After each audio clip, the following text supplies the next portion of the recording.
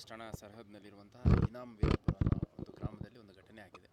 ಆ ಘಟನೆಯಲ್ಲಿ ಮಾನ್ಯ ಅಂತ ಒಂದು ಹುಡುಗಿ ಸೇರಿದಂತೆ ಇನ್ನೂ ಕೆಲವರಿಗೆ ಮಾನ್ಯರ ತಂದೆ ಮತ್ತು ಅವರ ಮನೆ ಕಡೆಯವರು ಹಲ್ಲೆ ಮಾಡಿದ್ದಾರೆ. ಆ ಹಲ್ಲೆ ಮಾಡಿದಂಥ ಸಂದರ್ಭದಲ್ಲಿ ಮಾನ್ಯ ಆ ಹುಡುಗಿ ಸುಮಾರು 20 ವರ್ಷ ವಯಸ್ಸಿದೆ. ಆಕೆಗೆ ಸುಮಾರು 6-7 ತಿಂಗಳ ಹಿಂದೆ ಅಂದರೆ ಮೇ 2025ರಲ್ಲಿ ಅದೇ ಗ್ರಾಮದ ಒಬ್ಬ ಹುಡುಗನ ಜೊತೆ ಮದುವೆ ಆಗಿತ್ತು. ಗಂಡನ ಮನೆಯಲ್ಲೇ ಆಕೆ ವಾಸ ಮಾಡ್ತಾಯಿದ್ಲು. ಆ ಹಲ್ಲೆ ಆದ ನಂತರ ಹುಬ್ಬಳ್ಳಿಯಲ್ಲಿರುವಂಥ ವಿವೇಕಾನಂದ ಹಾಸ್ಪಿಟ್ಲಿಗೆ ತೊಗೊಂಬಂದಾಗ ಸಂಜೆ ರಾತ್ರಿ 9:15 ಆಕೆ ಪ್ರಾಣ ಹೋಗಿದೆ. ಅದಾದಮೇಲೆ ಕಿಮ್ಸಿಗೆ ಬಾಡಿ ಶಿಫ್ಟ್ ಮಾಡಿದ್ದಾರೆ. ಹುಬ್ಬಳ್ಳಿ ಗ್ರಾಮೀಣ ಪೊಲೀಸ್ ಠಾಣೆಯಲ್ಲಿ ನಮ್ಮ SP ಅವರು ಪ್ರಕರಣ ದಾಖಲು ಮಾಡ್ಕೊಂಡಿದ್ದಾರೆ. ಮತ್ತು ಈಗಾಗಲೇ ಈ ಒಂದು ಕೃತ್ಯದಲ್ಲಿ ಭಾಗಿಯಾಗಿರೋ ಒಟ್ಟು 3 ಜನರನ್ನು ಅರೆಸ್ಟ್ ಮಾಡಿದ್ದಾರೆ. ಇನ್ನೂ ಭಾಳಷ್ಟು ಜನರನ್ನು ಅರೆಸ್ಟ್ ಮಾಡುವಂಥ ಪ್ರೋಸೆಸ್ಸಲ್ಲಿದ್ದಾರೆ. ಇದರಲ್ಲಿ ಕೆಲವರು ಇಂಜೂರ್ ಆಗಿದ್ದರು. ಅವ್ರನ್ನ ವಿವೇಕಾನಂದ ಹಾಸ್ಪಿಟ್ಲಲ್ಲೇ ಟ್ರೀಟ್ಮೆಂಟ್ ಪಡ್ಕೋತಾ ಇದ್ದಾರೆ. ಈಗ ಸದ್ಯ ಇನ್ಕ್ವೆಸ್ಟ್ ನಡೀತಾ ಇದೆ, ಶವ ಪಂಚನಾಮೆ ನಡೀತಾ ಇದೆ. ಇದಾದಮೇಲೆ ಪೋಸ್ಟ್ ಮಾರ್ಟಮ್ ಮುಗಿಸ್ಕೊಂಡು ಇನಾಮ್ ವೀರಾಪುರ ಇದೇ ಗ್ರಾಮದಲ್ಲಿ ಯಾರು ಆ ಹುಡುಗಿ ಮತ್ತು ಹುಡುಗನ ಗಂಡನ ಮನೆ ಇದೆ, ಅದೇ ಊರಲ್ಲಿ ಅಂತಿಮ ಕ್ರಿಯೆಯನ್ನು ಮಾಡಲಿದ್ದಾರೆ.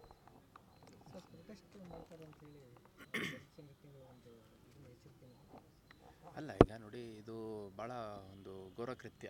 ಯಾಕಂದರೆ ಮಗಳಿಗೆ ತಂದೆನೇ ಕೊಲೆ ಮಾಡಿರುವಂಥದ್ದು ಮತ್ತು ತಂದೆ ಜೊತೆ ಇದ್ದಂಥವ್ರು ಕೊಲೆ ಮಾಡಿರುವಂಥದ್ದು ಭಾಳ ಘೋರ ಕೃತ್ಯ.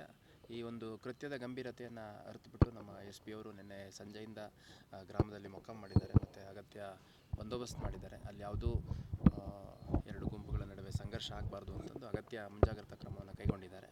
ಅದ್ರ ಜೊತೆಗೆ ನನಗೂ ಕೂಡ ಮಾಹಿತಿ ಬಂದ ಹಿನ್ನೆಲೆಯಲ್ಲಿ ಇದು ವಿವೇಕಾನಂದ ಹಾಸ್ಪಿಟ್ಲ್ ಆಗಲಿ, ನಮ್ಮ ಕಿಮ್ಸ್ ಇರಲಿ, ನಮ್ಮ ವ್ಯಾಪ್ತಿಯಲ್ಲಿರೋದ್ರಿಂದ ನಮ್ಮ ಹಿರಿಯ ಅಧಿಕಾರಿಗಳ ಸೂಚನೆ ಮೇರೆಗೆ ನಾವು ಕೂಡ ಅಗತ್ಯ ಬಂದೋಬಸ್ತನ್ನು ಮಾಡ್ಕೊಂಡಿದ್ದೇವೆ. ಮತ್ತು ಈಗಾಗಲೇ 3 ಜನರನ್ನು ಅರೆಸ್ಟ್ ಮಾಡಿದ್ದಾರೆ. ಮತ್ತು ಇನ್ನೂ ಭಾಳಷ್ಟು ಜನರನ್ನು ಅರೆಸ್ಟ್ ಮಾಡಲಿಕ್ಕೆ ಏನು ಅಗತ್ಯ ಕ್ರಮ ಬೇಕು, ಪ್ರತ್ಯೇಕ ತಂಡಗಳನ್ನ ಮಾಡಿಬಿಟ್ಟು ನಿಯೋಜನೆ ಮಾಡಿದ್ದಾರೆ. ಆದಷ್ಟು ಬೇಗ ಇನ್ನೂ ಯಾರ್ಯಾರು ಈ ಕೃತ್ಯದಲ್ಲಿ ಪ್ರತ್ಯಕ್ಷವಾಗಿ ಪರೋಕ್ಷವಾಗಿ ಭಾಗಿಯಾಗಿದ್ದಾರೆ ಅವರೆಲ್ಲರನ್ನು ಅರೆಸ್ಟ್ ಮಾಡುವಂಥ ಕೆಲಸ ಮತ್ತು ಕಾನೂನು ಪ್ರಕ್ರಿಯೆಗೆ ಒಳಪಡಿಸುವಂಥ ಕೆಲಸ ಮಾಡ್ತಾರೆ. ಈಗಷ್ಟೇ ನನಗೆ ಇಲ್ಲಿ ಕೆಲ ಸಂಘಟನೆಗಳು ಮತ್ತು ಈ ನೊಂದವರು ಯಾರಿದ್ದಾರೆ, ಈ ಹುಡುಗಿ ಮತ್ತು ಹುಡುಗನ ಮನೆ ಕಡೆಯವರು, ಅವರ ಹಿತೈಷಿಗಳು ಮತ್ತು ಅವರ ಕುಟುಂಬ ಸದಸ್ಯರು, ಸ್ನೇಹಿತರು ಅವರೆಲ್ಲ ಬಂದು ಕೆಲವು ಬೇಡಿಕೆಗಳನ್ನು ಇಲಾಖೆ ಮುಂದೆ ಇಟ್ಟಿದ್ದಾರೆ. ಅಂದರೆ ಇದು ಒಂದು ಹಿರಿಯ ಅಧಿಕಾರಿ ತನಿಖೆ ಮಾಡಬೇಕು ಮತ್ತು ತ್ವರಿತವಾಗಿ ತನಿಖೆ ಮುಗಿದು ಅಂತಿಮ ವರದಿ ಸಲ್ಲಿಸಬೇಕು ಮತ್ತು ಒಂದು ವಿಶೇಷ ಅಭಿಯೋಜಕರನ್ನು ನೇಮಕ ಮಾಡಿಬಿಟ್ಟು ಪ್ರಕರಣವನ್ನು ಶಿಕ್ಷೆ ಹಂತಕ್ಕೆ ತೊಗೊಂಡೋಗಬೇಕು ಮತ್ತು ನೊಂದ ಕುಟುಂಬ ಏನಿದೆ ಆ ಕುಟುಂಬಕ್ಕೆ ಅಗತ್ಯ ರಕ್ಷಣೆ ಕೊಡಬೇಕು. ಹೀಗೆ ಇನ್ನು ಬೇರೆ ಬೇರೆ ಬೇಡಿಕೆಗಳನ್ನು ಇಟ್ಟಿದ್ದಾರೆ. ಅದನ್ನೇನಿದೆ ನಮ್ಮ SP ಅವರು ಅವರ IG ಮತ್ತು ಸಂಬಂಧಪಟ್ಟ ಅಧಿಕಾರಿಗಳು, ಸಂಬಂಧಪಟ್ಟ ಇಲಾಖೆಗಳ ಜೊತೆ ಚರ್ಚಿಸಿ ಅಗತ್ಯ ಕ್ರಮವನ್ನು ಕೈಗೊಳ್ಳುತ್ತಾರೆ. ಅವರ ಬೇಡಿಕೆಗಳೇನಿದೆ ಅದು ಈಗಾಗಲೇ ನಮಗೆ ತಲುಪಿಸಿದ್ದಾರೆ. ಮುಂದುವರೆದು ಅವರಿಗೆ ನಾವು ಮನವಿ ಮಾಡಿದ್ದೇವೆ. ಯಾಕಂದರೆ ಮಾನ್ಯ ಆಕೆ 20 ವರ್ಷದ್ದು ಭಾಳ ವಿದ್ಯಾವಂತ ಹುಡುಗಿ. ನನಗೇನೋ ಮಾಹಿತಿ ತಿಳಿದ ಪ್ರಕಾರ BE ಓದಿದ್ಲು ಅವರು. ಸೊ ಅದನ್ನು ತ್ವರಿತವಾಗಿ ಯಾವುದೇ ಒಂದು ವ್ಯಕ್ತಿ ಮೃತ ಹೊಂದಿದ ನಂತರ ಅಂತ್ಯಕ್ರಿಯೆಯನ್ನು ಅತ್ಯಂತ ಗೌರವಯುತವಾಗಿ ಮಾಡುವಂಥದ್ದು ನಮ್ಮ ಜವಾಬ್ದಾರಿ ಆಗುತ್ತೆ. ಅದನ್ನು ಮಾಡಿ ಅಂತಂದು ನಾನು ಸಲಹೆ ಕೊಟ್ಟಿದ್ದೀನಿ. ಆ ಪ್ರಕಾರ ಮಾಡ್ತೀವಿ ಅಂತ ಕೂಡ ನಮಗೆ ಭರವಸೆ ನೀಡಿದ್ದಾರೆ. ಒಟ್ಟಿನಲ್ಲಿ ಇದು ಈ ಥರ ಘಟನೆಗಳಾಗಬಾರ್ದು.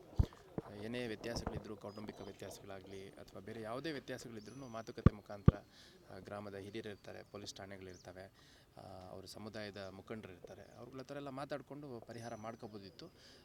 ಕೋಪ ಮತ್ತು ಆಕ್ರೋಶಕ್ಕೆ ಕೈ ಕೊಟ್ಟಂಥ ಸಂದರ್ಭದಲ್ಲಿ ನಮ್ಮ ಒಂದು ಮನಸ್ಸನ್ನು ಕೊಟ್ಟಂಥ ಸಂದರ್ಭದಲ್ಲಿ ಈ ರೀತಿ ಕೃತ್ಯಗಳಾಗೋಗುತ್ತೆ. ಆದರೆ ಈ ಥರ ಘಟನೆಗಳು ಮತ್ತೆ ಮರುಕಳಿಸಿದ ರೀತಿಯಲ್ಲಿ ಏನು ಅತ್ಯಂತ ಜವಾಬ್ದಾರಿಯುತವಾಗಿ ಪೊಲೀಸ್ ಇಲಾಖೆ ಕ್ರಮ ಕೈಗೊಳ್ಳಬೇಕು, ಒಂದು ಸ್ಪಷ್ಟ ಸಂದೇಶವನ್ನು ಕೊಡಬೇಕು, ಆ ಕೆಲಸವನ್ನು ಮಾಡುತ್ತೆ. Thank you sir.